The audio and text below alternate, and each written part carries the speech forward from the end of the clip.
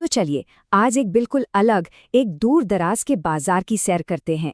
ये सफर थोड़ा एडवेंचर वाला है और एक बहुत ही खास स्वाद की तलाश में है। हम बात कर रहे हैं केरा बाजार की। सोचिए, शहर की भागदौड़ से बहुत दूर, रांची से करीब 123 किलोमीटर दूर बसा हुआ। कहते हैं यहाँ कुछ ऐसा मिलता है जिसकी कहानी ही अलग है। और बस यही तो है हमारी आज की मंजिल, उस मशहूर जंगली खस्सी को ढूंढना और उसका जायका लेना। तो चलिए मेरे साथ इस बाजार की गलियों में देखते हैं ये तलाश हमें कहाँ लेकर जाती है। तो सबसे पहले बाजार के उस हिस्से में चलते हैं जहां गांव की असली आत्मा बसती है, जहां ताजी सब्जियां, फल और हाथ से बनी चीजें मिलती हैं। अरे वाह, जरा यहाँ की कीमतें तो देखिए। मतलब 5 रुपए में सखुआ के पत्तों का पूरा बंडल और 10 रुपए में केंदू जैसा जंगली फल।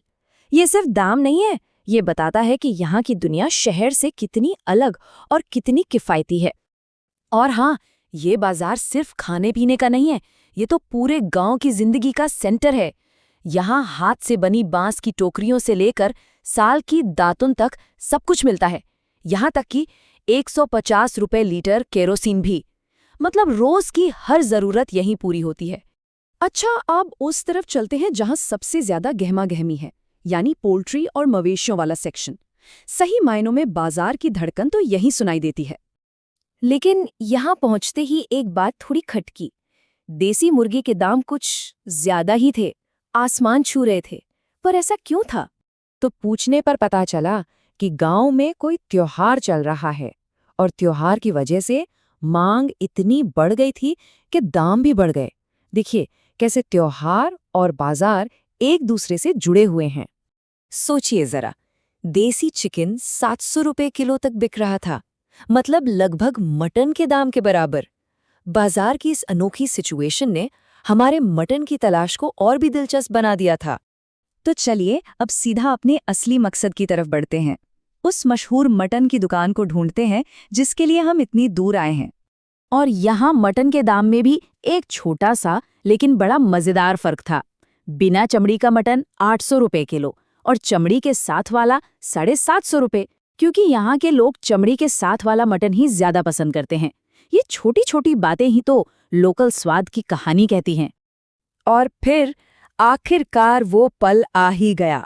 दुकानदार ने बताया, हाँ ये जंगल का ही है, पास के आगे गांव से आया है। बस हमारी तलाश पूरी हुई।